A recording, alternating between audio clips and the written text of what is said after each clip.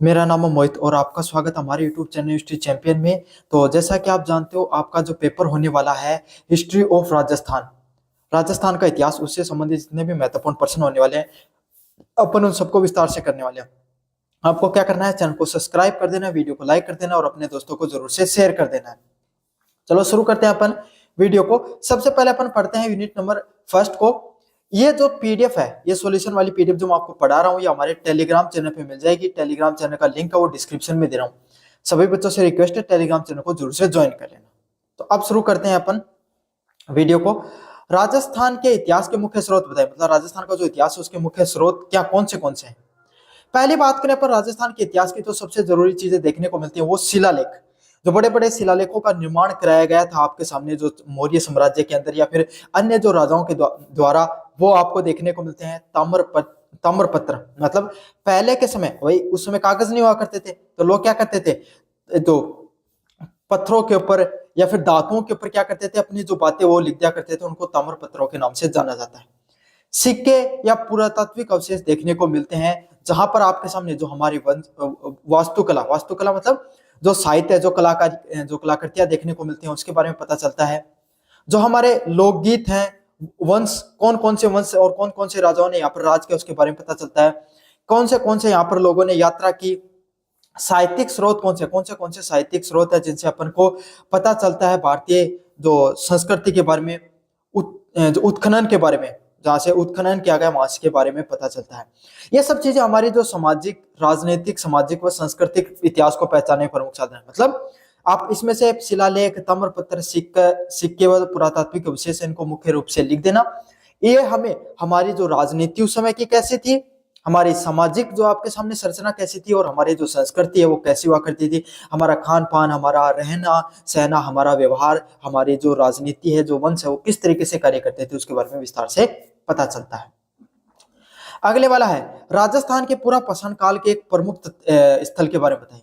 तो राजस्थान के जो पूरा पूरा पूरा पाषाण काल क्या होता है, जहां पर जो आपके सामने जो प्राचीन समय के जो जो सभ्यता हुआ करती है, हड़प्पा कालीन जो सभ्यता हुआ करती है, वो कहां पर देखने को मिली है।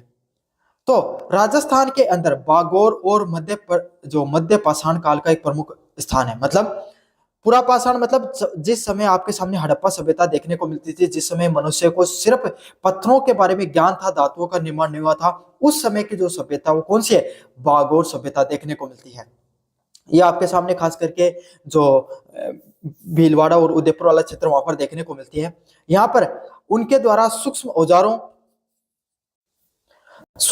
जो छोटे छोटे औजार हुआ करते हैं, जहां पर आपके सामने उनका पशु जो मृत्यु को प्राप्त हो गए थे, उन पशु के जो अवशेष जो वही मिट्टी में दब जाते हैं, उनके अवशेष और प्रारंभिक मानव बसावट के सबूत मिले। मतलब जब मनुष्य ने अपने जीवन में जब बसना शुरू किया था, तब उस समय के वहां पर क्या देखने को मिलते हैं, अवशेष देखने को मिलते हैं।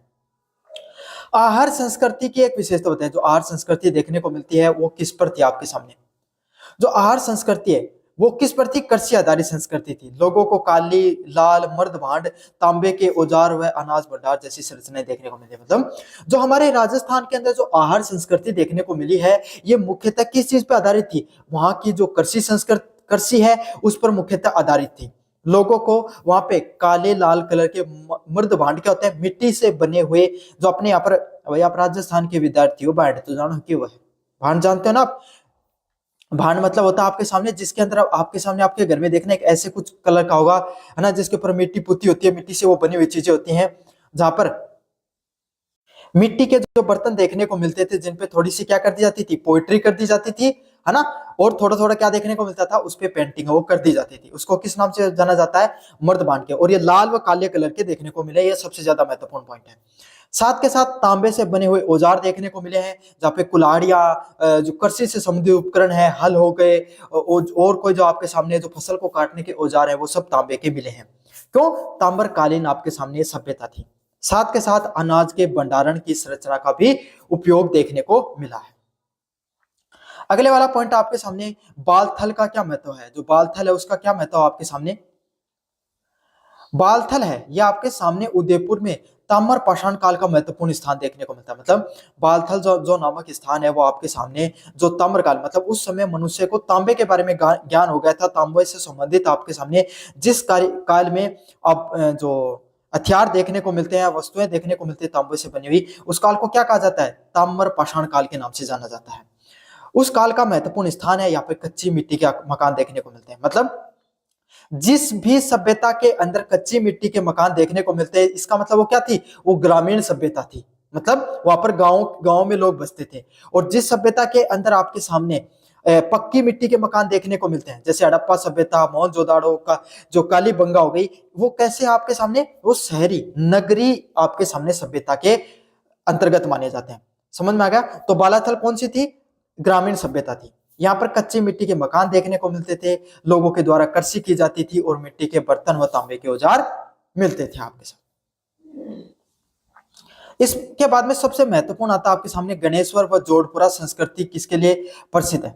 यहाँ पर तांबे के औजार धातु क्रम के लिए प्रसिद्ध है। मतलब गणेश्वर व जोड़पुरा जो संस्कृति है, यहाँ पर किस चीज के जो आपके सामने जो हथियार देखने को मिलते थे, जो तांबे के औजार देखने को मिलते थे आपके सामने, और धातु क्रम है उसके औजार देखने को मिलते थे। यहां से हथियार, मनके व भट्टी के अवशेष मिले। मतलब सीधी सीधी बात है, यहाँ के लोग, गणेश्वर व जोधपुरा के लोग हैं, वो क्या करते थे?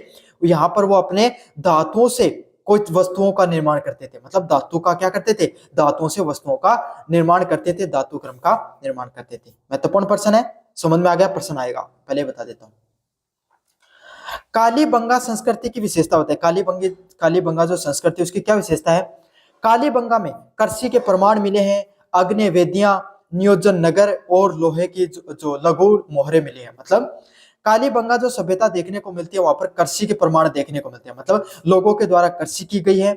अग्नि वेदियां देखने को मिलती हैं। अग्नि वेदियां मतलब जहां पर लोगों ने बैठकर आग को जलाकर, अपन सर्दी में क्या करते हैं? आग को जला के रखते हैं ना, तो उसके जो मिट्टी, राख वगैरह इकट्ठी हो जाती है, उसको अग्निवेदी के नाम से बोला जाता है। और नियोजित नगर की प्रणाली देखने को मिलती है। तो मैंने बताया था ना, नगर जहां पर पक्की मिट्टियों का निर्माण होता था, नगर को व्यवस्थित तरीके से बसाया जाता था, जहां पर पानी की व्यवस्था वो सुव्यवस्थित रूप से देखने को मिलती थी। इसको किस नाम से जाना जाता है? जो नियोजित नगर प्रणाली के नाम से जाना जाता है। यह भारत में जो प्राचीन हड़प्पा सभ्यता है, उसके सबसे महत्वपूर्ण केंद्रों में से एक था। कौन सी? कालीबंगा संस्कृति। अगले वाला है, मत्स्य जनपद कहां पर देखने को मिलता है? भारत के अंदर जब जनपद हुआ करते थे, तो राजस्थान के अंदर भी एक जनपद देखने को मिलता था। जनपद क्या हुआ करते थे भाई? शुरुआत आपके सामने जब लोगों के द्वारा जब शुरुआती सभ्यता देखने को मिलती है, तो शुरुआती सभ्यता में आपको क्या देखने को मिलता है? शुरुआती सभ्यताएं होती है तब होते हैं आपके सामने जन मतलब छोटे छोटे लोगों का जन समूह है। समझ में आ गया? फिर जन से आपके सामने जनपद मिले। जनपद क्या होते हैं? आपके सामने एक छोटा सा राज्य मान लो, और जनपद मतलब बहुत बड़ा साम्राज्य, उसको जनपद के नाम से जाना जाता है। तो मत्स्य जनपद है वो राजस्थान के अंदर देखने को मिलता था। अलवर, जोधपुर, भरतपुर वाले जो गंगा के मैदान है, वहां पर जो सभ्यताएं पनपी, उसको मत्स्य जनपद के नाम से जाना जाता है। क्यों पनपी? देखो, जब जनपदों का निर्माण होना शुरू हुआ, तो उस समय क्या महत्वपूर्ण चीज थी? एक चीज सबसे ज्यादा महत्वपूर्ण थी, वहां पर क्या देखने को मिलता था आपके सामने? जो कृषि आधारित, जो जिन लोगों के पास जितनी ज्यादा कृषि हुआ करती थी, जिस क्षेत्र में जितनी ज्यादा कृषि हुआ करती थी, वो क्षेत्र उतना ही ज्यादा क्या हुआ करता था आपके सामने? वो क्षेत्र उतना ही ज्यादा आपके सामने विकसित हुआ करता था।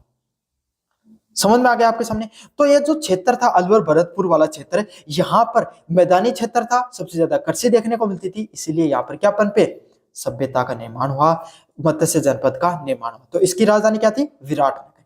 आज भी बोलते हैं उसी को मत्स्य जनपद के नाम से जाना जाता है। जनपद नहीं, लेकिन मत्स्य क्षेत्र के नाम से जाना जाता है। गणराज्य जातियों को कौन सी प्रमुख थी? गणराज्य की जो जातियां हुआ करती थी, उनमें लिच्छवी, मालवा जैसे, जो आपके गुजरात वाला क्षेत्र ना, गुजरात महाराष्ट्र वाला क्षेत्र, वहां पे लिच्छवी, मालवा जैसे क्षेत्र देखने को मिलते थे। राजस्थान में भी कई जनजातियां गणतंत्र पद्धति से चलती थी। राजस्थान में भी कुछ देखने को मिलती थी जनजातियां, समझे? क्योंकि गुजरात और राजस्थान का एक जैसा संबंध रहा है उस समय। चाकसू के पुरातात्विक अवशेष यहाँ पर देखने को मिलते हैं।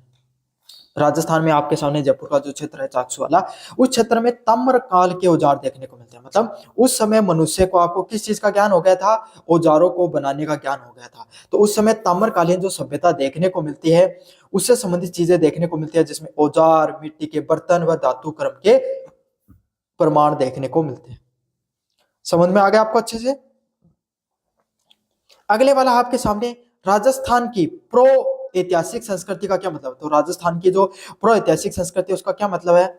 यह सांस्कृतिक प्रारंभिक मानव जीवन जीवन कृषि धातुक्रम बसावट व समाज की प्रारंभिक जानकारी के बारे में बताता है। मतलब यह संस्कृति क्या करती है आपके सामने, जो मनुष्य है उसके जीवन हो गया उसके बारे में बताते हैं। भाई प्राचीन समय में लोग कैसे रहा करते थे, वो किस प्रकार से कृषि किया करते थे, धातुओं की चीजों का किस तरीके से निर्माण करते थे, जो सभ्यता है उसकी बसावट किस तरीके से और समाज की संरचना किस प्रकार से है, उसके बारे में प्रो ऐतिहासिक काल में क्या विस्तार से बताया गया है।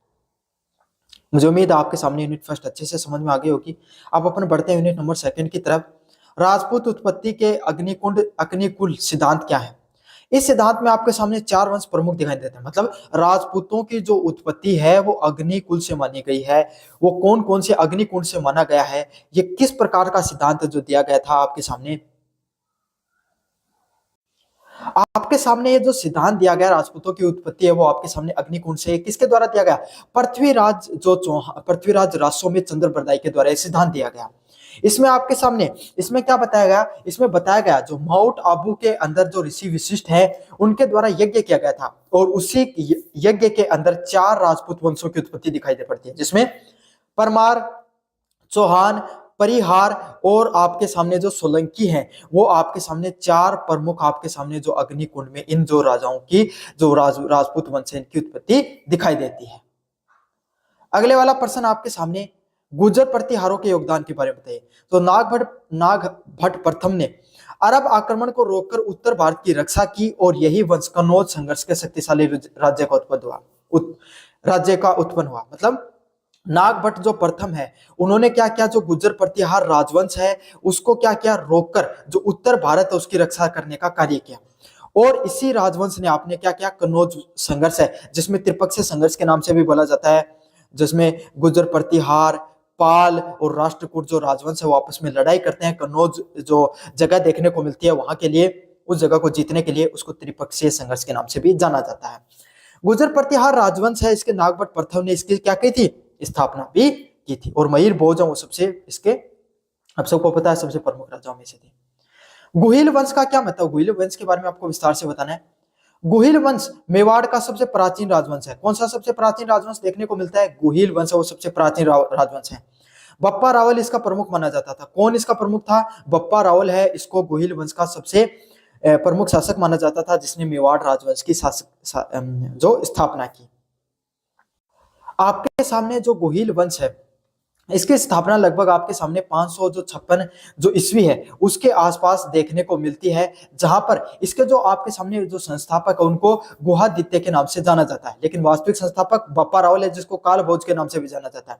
इन्होंने अपनी जो राजधानी है उसको नागदा को बनाया और इन्होंने चित्तौड़गढ़ को किले को जीता और इसी से इन्होंने मेवाड़ के राज्य की नींव रखी। अगला है चौहान वंश के प्रमुख केंद्रों के बारे में बताएं। तो अजमेर है वो चौहान वंश का प्रमुख केंद्र था। पृथ्वीराज चौहान इस वंश के प्रमुख शासक थे जिन्होंने दिल्ली के ऊपर भी राज किए थे। पृथ्वीराज चौहान तृतीय के दौरान त्रायन का जो प्रथम व द्वितीय युद्ध लड़ा गया जिसमें उनको मोहम्मद गौरी हराता है और भारत पे वो राज करता है। आपके सामने जो चौहान वंश के बारे में और भी अन्य जानकारियां दे देता हूं आपके सामने। चौहान वंश है जो आपके सामने जो बिजोलिया जो आपके सामने जिसमें शिलालेख देखने को मिलता है उसमें बताया गया कि 551 ईस्वी में इनका राज देखने को मिलता था। इनके द्वारा ये आपके सामने मुख्यतः नागौर व अजमेर वाला जो क्षेत्र है उस पर राज किया करते थे। इन्होंने सबसे पहले अहिच छत्रपुर जो अपनी जगह है नागौर में वहीं पर इन्होंने राजधानी बनाई।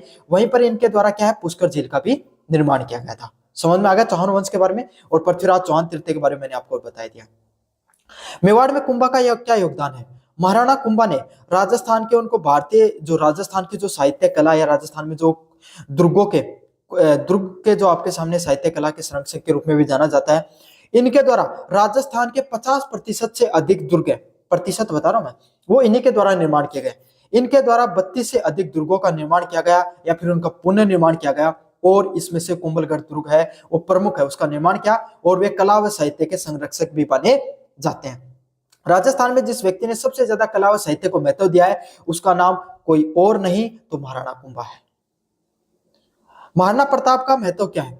महाराणा प्रताप, जिस समय आपके सामने राजस्थान में अकबर की अधीनता स्वीकार करने, हर शासक है वो आपके सामने क्या कर रहा था, अकबर की अधीनता स्वीकार कर रहा था। नागौर दरबार में आपके सामने चाहे मेवाड़ मारवाड़ के राजा हो, चाहे आपके सामने जो जयपुर के राजा हो, सब ने अकबर की अधीनता को स्वीकार कर लिया था। लेकिन उसमें से एक राजा निकल कर आता है जिसका नाम है महाराणा प्रताप, जो मेवाड़ के शासक थे। उन्होंने अकबर की अधीनता स्वीकार करने से साफ साफ मना कर दिया। उन्होंने कहा कि हमने ना तो मुगलों की अधीनता स्वीकार की है और ना हम कभी जीवन में अधीनता स्वीकार करेंगे। और इसीलिए अकबर ने, हालांकि अकबर ने उनको काफी बार संधि प्रस्ताव भेजा, मान सिंह के द्वारा, टोडरमल के द्वारा अनेक बार ये संधि प्रस्ताव भेजा, लेकिन उन्होंने कभी भी उनको स्वीकार नहीं किया। और फिर देखने को मिलता है हल्दी घाटी का युद्ध, जिसमें आपके सामने निर्णायक विजय का एक बार महाराणा प्रताप की होती है, फिर आपके सामने अकबर की होती है। अकबर यहाँ पर पूर्ण रूप जो ना तो कभी अकबर पूर्ण रूप से महाराणा प्रताप को हरा पाए, ना कभी महाराणा प्रताप है वो अकबर को पूर्ण रूप से हरा पाए। कभी अकबर ने की जो सेना है वो पूरी तरीके से, जो मेवाड़ राज्य है उस पर उनका पूरा जो स्थापत्य देखने को मिला। हमेशा अकबर है वो आपके सामने संघर्ष करता रहा पूरे जीवन काल में महाराणा प्रताप से। और लास्ट में आपके सामने जो महाराणा प्रताप वो अपने अंतिम समय में जो चित्तौड़गढ़ के दुर्ग के अलावा उन्होंने काफी क्षेत्र को फिर से जीत भी लिया था। समझ में आ गया अच्छे से, वैसे आपको पता भी होगा। चंद्रसेन के जो योगदान के बारे में लिखिए।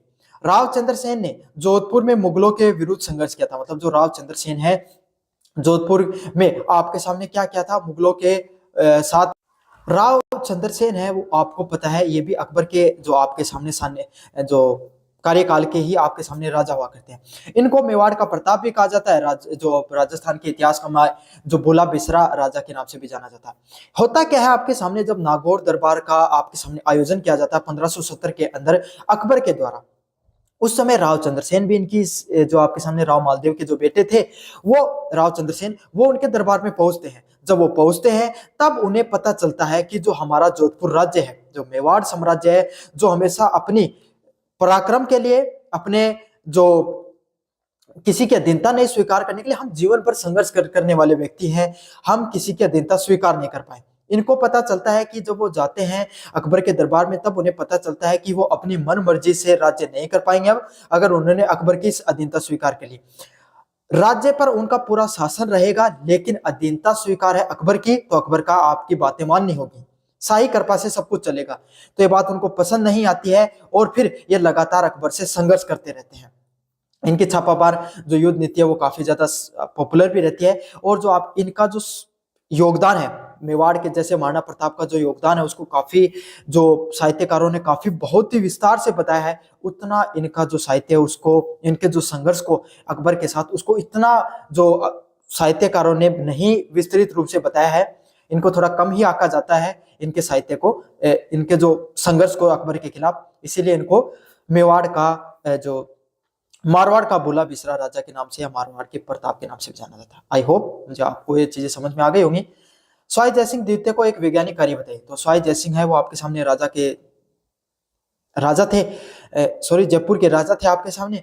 उन्होंने वो एक अपनी, उनका वैज्ञानिक दृष्टिकोण बहुत तेज था। मतलब भारत में वो एक शायद मूलतः है उन प्रमुख राजाओं में से होंगे जिनको इतनी ज्यादा वैज्ञानिक दृष्टिकोण, इतनी ज्यादा विज्ञान पे पकड़ थी जितनी शायद और कोई राजा को जीवन में होगी भी नहीं। इनके द्वारा जंत्र मंत्र में अनेक प्रकार की वेधशालाएं इनके द्वारा बनाई गई। खगोल विज्ञान को, मतलब अंतरिक्ष विज्ञान को इनके द्वारा बढ़ावा दिया गया। समझ में आ गया। जाट शासक सूरजमल का क्या योगदान है। जाट शासक जो सूरजमल है वो आपके सामने इनके द्वारा कहां पर, जो भरतपुर, अलवर भरतपुर वाला क्षेत्र है वहां के राजा हुआ करते थे आपके सामने जो सूरजमल जो आपके सामने राजा हैं, इनके अगर अपन कार्यकाल की बात करें तो 1755 से लेकर आपके सामने 1763 तक जो इनका शासन काल है वो देखने को मिलता है। आपके सामने इनके द्वारा जो दिल्ली हो गया, इनका शासनकाल, अलवर भरतपुर दिल्ली तक इनका शासनकाल चलता है। इनके द्वारा भरतपुर के अंदर में जो लोहागढ़ किला उसका भी निर्माण किया गया। इनके द्वारा ऐसा बताया जाता है कि लगभग इन्होंने 80 से ज्यादा युद्ध लड़े और सभी में विजय प्राप्त की। जब 1753 में इनके द्वारा 1753 में क्या किया गया, मुगलों के खिलाफ युद्ध लड़ा गया और मुगलों को इन्होंने हराया भी। साथ के साथ जब 1761 में पानीपत का तृतीय युद्ध देखने को मिलता है अब्दाली और जो मेवाड़ की शासकों के बीच में, तो उसमें जो आपके सामने क्या बोलते हैं, मराठाओं के बीच में, तो उनको भी संरक्षण देने के इनके द्वारा काम किया गया था। अगला है थकनूर बदन सिंह का महत्व क्या है। बदन सिंह जाट राज्य के संस्थापक माने जाते हैं, इन्होंने भरतपुर राज्य की स्थापना की थी। मतलब जो बदन सिंह जाट है वो इस राज्य के जो इन्हें जो बदन सिंह है, थक्कुर बदन सिंह, ये जो आपके सामने अलवर भरतपुर का जो जाट साम्राज्य देखने को मिलता है उसके संस्थापक माने जाते हैं, जिसके सूरजमल सबसे प्रमुख राजा हुए हैं। मुझे उम्मीद आपको सब चीजें अच्छे से समझ में आ गई होंगी। अगले वाला प्रश्न है, मध्यकालीन जो राजस्थान समाज की एक विशेषता लिखिए। राजस्थान समाज जाति, देखो राजस्थान में एक प्रमुख चीज जो सबसे ज्यादा देखने को मिलती है वो क्या होती है, जातियां। हमारे भारत जो राजस्थान के जो राज्य हैं वहां पर सभी जातियों का बहुत महत्व है, जहां पर ब्राह्मण क्षत्रिय वैश्य व जो शूद्र है इस प्रणाली को हम मानते थे। सामंतवादी परंपरा भी हमारे यहाँ पर देखने को मिलती थी, जहां पर राजाओं के द्वारा, जो राजस्थान के राजा हुआ करते थे, वो अलग अलग प्रकार के जो उनका जितना भूभाग हुआ करता था, इस पर सामंतों को, सामंत मतलब जमींदारों को क्या करते थे, भूमि है वो दे देते थे। वो भूमि पर वो क्या करते थे, कर को, टैक्स को वसूला करते थे और अपनी सेना का निर्माण किया करते थे। वो राजा को टैक्स भी दिया करते थे और जरूरत होने पर उनको सेना भी देते थे। और यही सामंत जो लोग हैं, ये राजा के जो निर्माण करने पर भी उनका योगदान हुआ करता था। राजस्थान के जो, अगर राजस्थान के, अगर अपन साहित्य की बात करें, राजस्थान के इतिहास की बात करें, हमारी शौर्य परंपराएं, हमारे जो युद्ध कला की अगर बात नहीं करें तो अछूता रह जाएगा।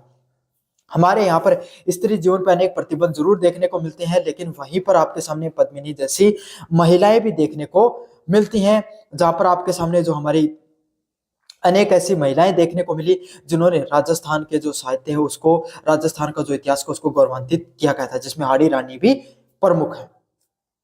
जिसमें मीराबाई के योगदान के बारे में बताइए। राजस्थान के अंदर संत कवि हुई है मीराबाई, जो भक्ति आंदोलन के समय, भक्ति आंदोलन मतलब उस समय जिसमें मुगलों का जो सबसे ज्यादा आपके सामने क्या देखने को मिलता था, मुगल है उन्होंने भारत पे राज कर रखा था, और जो मुस्लिम आक्रांताएं हैं उन्होंने हिंदुओं को बहुत ज्यादा प्रताड़ित किया था। उस समय एक आंदोलन की शुरुआत होती है, भक्ति आंदोलन। उस आंदोलन में एक प्रमुख भारतीय राजपूत राजवंश की एक महिला जिसका नाम है मीराबाई, वो कृष्ण भक्ति में प्रमुख संत बनी, और उन्होंने अपने प्रेम और समागम के और जो अपने पदों के माध्यम से क्या क्या, हमारे जो राजस्थान का जो इतिहास है, जो अपने गौरवशाली बलिदान के लिए, शौर्य के लिए जाना जाता है, उसको एक अलग आयाम दिया, जिसमें उसको उन्होंने हमारे जो साहित्य है, हमारा जो धर्म है, भक्ति के रूपरेखा के रूप में भी दिखाया लोगों को। समझ में आ गया। दादू दयाल कौन थे? दादू दयाल है वो राजस्थान के अंदर निर्गुण भक्ति के प्रमुख संत रहे हैं। इन्होंने अपनी दया, प्रेम व समानता का सदा जो संदेश दिया है। तो दादू दयाल कौन है भाई? निर्गुण भक्ति का जो मीराबाई है सगुण भक्ति धारा से थी, दादू दयाल भी भक्ति काल से ही है, लेकिन वो कौन से थे? निर्गुण, जो ईश्वर के साकार रूप को नहीं मानते हैं, मतलब उस ईश्वर के निराकार रूप को मानते हैं, जहां उनके अनुसार ईश्वर है वो हर कण कण में व्याप्त है। समझ में आ गया अच्छे से। राजस्थान की किला स्थापत्य किसके लिए प्रसिद्ध है? राजस्थान में बहुत से ज्यादा किले देखने को मिलते हैं, जो हमारे अलग अलग प्रकार के किले हैं, जिनकी अलग अलग विशेषताएं हैं। हमारे यहाँ पर दुर्ग है, वो एरण दुर्ग देखने को मिलते हैं, वन दुर्ग देखने को मिलते हैं, आपके सामने जो पहाड़ों के ऊपर दुर्ग देखने को मिलते हैं, अलग अलग जो कला के दुर्ग देखने को मिलते हैं। एक चीज जिनमें प्रमुख है, स्थापत्य कला अलग अलग हो सकती है, उनके निर्माण में अलग अलग प्रकार की चीजों का निर्माण हो सकता है, लेकिन उनकी सुरक्षा, उनकी मजबूती, उनकी ऊंची दीवारें, उनकी सुरक्षा के समय जो खाद्य सामग्री कितनी रहेगी, सैनिक किस तरीके से रहेंगे, राजा का किस तरीके से सुरक्षा करना है, इस बात का प्रमुखता से ध्यान रखा गया। हमारे चित्तौड़गढ़ का किला, कुंभलगढ़ किला, मेहरानगढ़ किला है, आज भी पूरे विश्व भर में प्रसिद्ध है। राजस्थान के जब सेनानियों की बात होती है, राजस्थान के शौर्य कला की बात होती है, तो बात होती है हमारे किलाओं की भी। 1818 के बाद में ब्रिटिश प्रशासन में क्या परिवर्तन देखने को मिले? अंग्रेजों ने प्रशासन, न्याय प्रणाली, कर व्यवस्था और पुलिस में सुधार किए। 1818 के बाद में क्या देखने को मिलता है? उनके द्वारा जो अधिनियम लाया जाता है, जिसमें राजस्थान की जो प्रशासन प्रणाली है, सामंतवादी प्रणाली है, उसमें थोड़ा सा बदलाव किए गए। राजस्थान में जो अलग अलग प्रकार की जो सती प्रथा है, जो विशेषकर तो राजस्थान में देखने को मिलती है, महिलाओं पे अनेक प्रकार के जो अत्याचार देखने को मिलते हैं, उन पर भी इन्होंने कम किया। सती प्रथा पर ब्रिटिश, आप सबको पता है सती प्रथा के लिए राजा राम मोहन राय वो बहुत पहले से आपके सामने प्रयास कर रहे थे, तो उनके प्रयास सार्थक होते हैं। और सती प्रथा आप सबको पता है राजस्थान में तो विशेषकर देखने को मिलती थी। तो सती प्रथा है वो आपके सामने 1829 के अंदर, 1829 ईस्वी के अंदर, उस समय के वहां कर क्या हुआ करते थे, जो सर विलियम बेंटिक है, लॉर्ड विलियम बेंटिक है, उनके द्वारा क्या किया गया था, आपके सामने सती प्रथा को अवैध घोषित कर दिया गया था। और किसकी सहायता से? राजा राम मोहन राय के द्वारा। बाल हत्या निषेध कानून कब लागू किया गया? राजस्थान में आपको पता है कि भाई कन्या, जो महिलाएं, जो बच्चियां हुआ करती थी, उनकी हत्या कर दी जाती थी। क्यों? दहेज के कारण। जो दहेज है वो देना पड़ता था। इस जब जो बालिकाओं की जो शादी की जाती थी, तो उसके लिए क्या कर दिया गया था, आपको उनकी हत्या की जाती थी। तो इसको भी अवैध घोषित किया गया था। नमक व्यापार पर अंग्रेजों का एकाधिकार क्यों था? आपको पता है हर घर में आपके सामने जो नमक है उसका प्रयोग किया जाता है। सबसे ज्यादा उपयोग की जाने वाली वस्तुओं में से उस समय एक थी। यही एकमात्र ऐसी वस्तु थी जिसका कमर्शलाइज उस समय हुआ था। कमर्शलाइज समझते हो ना, बाजारीकरण। राजस्थान एक ऐसा भूभाग था जहां पर अनेक प्रकार की खारी पानी की झीलें देखने को मिलती थी और उससे निकलता था नमक। उस नमक पे अंग्रेजों ने क्या किया? अंग्रेजों को पता है कि राजस्थान सबसे ज्यादा नमक का उत्पादन करता है, तो उनपे उन्होंने राजस्व लगाया। और उस राजस्व क्या करते थे, कौन नियंत्रण करता था? अंग्रेज वो नियंत्रित करते थे। कितना नमक उत्पादित होगा, कहां जाएगा, उस पर कितना राजस्व लगेगा, सब कुछ अंग्रेजों के द्वारा नियंत्रित किया जाता था। और इस जो नमक कर को तोड़ने का कार्य दांडी मार्च के द्वारा किसके द्वारा किया गया? महात्मा गांधी के द्वारा किया गया। अफीम व्यापार का क्या महत्व है? आप सबको पता है राजस्थान का जो दक्षिणी क्षेत्र है, हाड़ौती क्षेत्र जिसको अपन प्रमुख रूप से बोलते हैं, जिसमें झालावाड़, भीलवाड़ा, चित्तौड़गढ़ जो क्षेत्र है, चित्तौड़गढ़ झालावाड़ जैसा क्षेत्र है, कुछ क्षेत्र उदयपुर का भी आ जाता है। वो क्षेत्र, वो जमीन है जहां पर आपके सामने अफीम की खेती की जाती है। वो जमीन उपयुक्त है आपके सामने अफीम को उगाने के लिए। तो उस अफीम जैसा जो एक, आपको पता है अफीम एक नशा है और इस पे भारी मात्रा पे कर लगाया जाता है। तो अफीम में से बहुत बड़ा राजस्व आया करता था। इस सब चीजों पर भी किसके द्वारा नियंत्रित किया जाता था? आपके सामने पुराने समय राजा इस पर नियंत्रित करते थे और फिर अंग्रेजों के द्वारा इस पर नियंत्रण किया जाता था। मराठाओं के राजस्थान पे क्या प्रभाव थे? मराठाओं के आक्रमण से आर्थिक हानि व राजनीतिक अस्थिरता बढ़ी। राजस्थान में मराठा क्या करते हैं? मराठाओं के द्वारा राजस्थान पे आक्रमण किया जाता है। मराठाओं का जो मुख्यतः आक्रमण आपके सामने 1711 ईस्वी में माना जाता है। जो आपके सामने मंदसौर जो जिला है, वहां पर आपके सामने इन्होंने क्या किया था, जो मध्य प्रदेश की जो सीमा देखने को मिलती है, वहां पर ये जगह है। उन्होंने, जो मराठाओं की सेना है वो बुरहानपुर से आगे निकलकर मराठा जो क्षेत्र, मेवाड़ क्षेत्र, वहां पर जो मराठा है वो घुस जाते हैं। समझ में आ गया आपके सामने? किसान आंदोलन और प्रजामंडल से संबंधित प्रश्नों को देखते हैं। 1857 में राजस्थान का एक प्रमुख केंद्र बताइए। तो कोटा है वो 1857 के जो विद्रोह होता है उसका मुख्य केंद्र था। राजस्थान में सबसे पहले आपके सामने जिस छावनी पे सबसे पहले क्या हुआ 1857 की क्रांति शुरू हुई, वो कौन सी थी?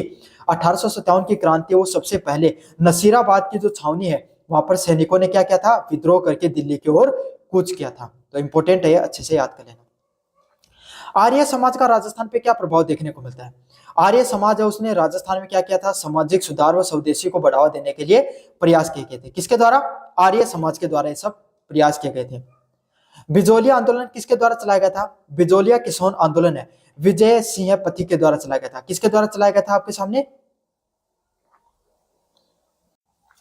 बिजोलिया आंदोलन है वो राजस्थान के अंदर जो चलाया गया प्रमुख किसान आंदोलन में से था, जहां पर राजस्थान में जो सामंतवादी प्रथा देखने को मिलती थी। सामंतवादी प्रथा में क्या हुआ करता था, बहुत ज्यादा कर वसूला जाता था। कहा जाता है राजस्थान में एक समय में ऐसा आ गया था जब कुल 84 कर वसूले जाते थे। किसी लड़की की शादी हो गई उस पे कर, कोई नया राजा चुना गया उस पे कर, आपके सामने जिस घर पे रहते हो उस भूमि पे कर, वो कृषि करते उस पे कर, तो लगता ही लगता था।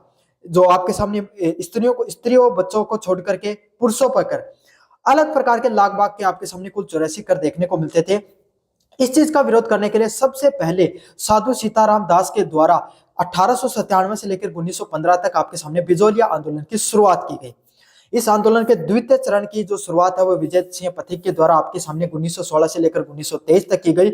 इनको राष्ट्रीय जो पथिक के नाम से भी, राष्ट्रीय पथिक के नाम से भी जाना जाता है। इनके द्वारा, इन्हीं को क्यों माना जाता है आपके सामने प्रमुख? क्योंकि इन्होंने आंदोलन को नई दिशा दी और पूरे राष्ट्रीय स्तर पर राजस्थान में पॉपुलर करने का कार्य किया। तृतीय चरण में इनको मणिकलाल शर्मा के द्वारा 1923 से लेकर आपके सामने 1941 के द्वारा इनके द्वारा क्या किया गया, इसको संभाला गया। और आखिरकार में मणिकलाल जो शर्मा है, उनके मणिकलाल शर्मा के द्वारा ही क्या किया गया, मेवाड़ जो राज्य उसके साथ क्या कर लिया गया था, आपके सामने समझौता कराया गया था। मिजोली आंदोलन समझ में आ गया आपको अच्छे से।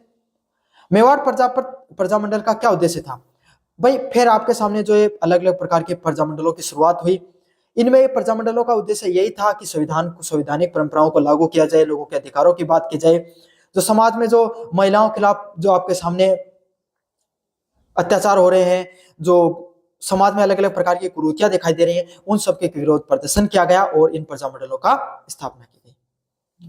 अरबेली आंदोलन क्या है, भील आदिवासियों के द्वारा सामाजिक व राजनीतिक आंदोलन की शुरुआत की गई, उसको अरबेली आंदोलन के नाम से जाना जाता है।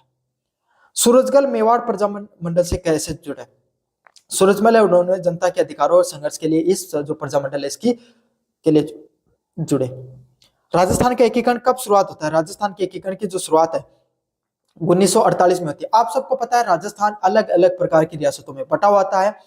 राजस्थान में जब भारत का जो अलग होते हैं भारत पाकिस्तान, उस समय अंग्रेजों ने बहुत ही चालाकी से एक प्रस्ताव पारित किया, भारतीय स्वतंत्रता जो अधिनियम उसके अंतर्गत, उसमें उन्होंने क्या कहा कि कोई भी रियासतें हैं वो चाहे तो पाकिस्तान के साथ जा सकती हैं, चाहे भारत के साथ रह सकती हैं, और उसमें एक बहुत महत्वपूर्ण पॉइंट था कि वो स्वतंत्र भी रह सकती हैं। तब भारतीय जो प्रमुख जो स्वतंत्र सेनानी थे, जिसमें सरदार वल्लभ भाई पटेल हैं, जवाहरलाल नेहरू है, महात्मा गांधी हैं, डॉक्टर भीमराव अम्बेडकर हैं, जो सुभाष चंद्र बोस हैं, वो सब जो लोग हैं और अन्य जो जिस समय आपके सामने जो भारतीय जो संविधान का निर्माण कर रहे थे, उनको इस चीज का पता चलता है, अगर इस समय भारत एक नहीं हुआ तो कभी भी एक नहीं होगा। तब भारत का जो सरदार वल्लभ भाई पटेल है, जिनको लौह पुरुष के नाम से जाना जाता है, उन्होंने बागडोर अपने हाथों में संभाली और जितनी भी जो आपके सामने रियासतें हैं उनको एकीकरण करने का, भारत में मिलाने का कार्य किया गया।